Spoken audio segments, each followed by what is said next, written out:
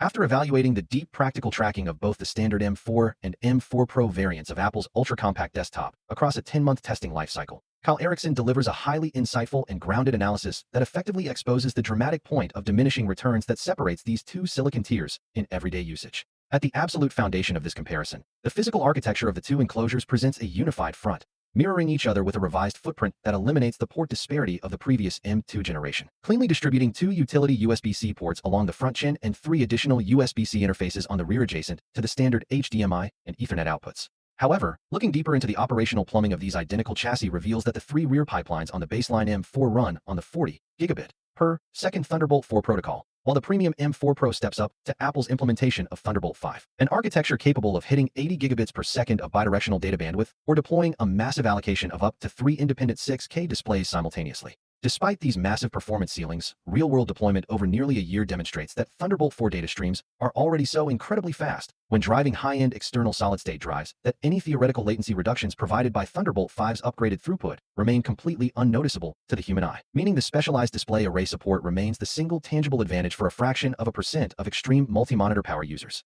Shifting the analytical lens to computational pacing across everyday application profiles, the baseline M4 chip, configured in this evaluation at its entry level with a 10-core CPU, 10-core GPU, 16 gigabytes of unified memory, and 256 gigabytes of onboard flash storage, proves to be a massive overachiever that easily handles standard office productivity, web rendering, and interface layout tasks in Figma or Affinity Designer without a hint of performance degradation. When testing the operational boundary layers of this base system, it only exhibits system hesitation or triggers hardware-level memory pressure warnings when forced into heavy multitasking environments where massive batch processing of raw photography files occurs simultaneously alongside multiple open vector workspaces. For developers managing small to medium software operations, the entry-level M4 operates with astonishing smoothness, handling multi-container backend and front-end localized environments via Docker and compiled mobile codebases for native iOS or React Native deployments without a single hitch, leaving the M4 Pro's expanded 14-core CPU and 48-gigabyte memory buffer to only show clear utility when cutting compile times down by 30 to 40% on massive code repositories or driving deeply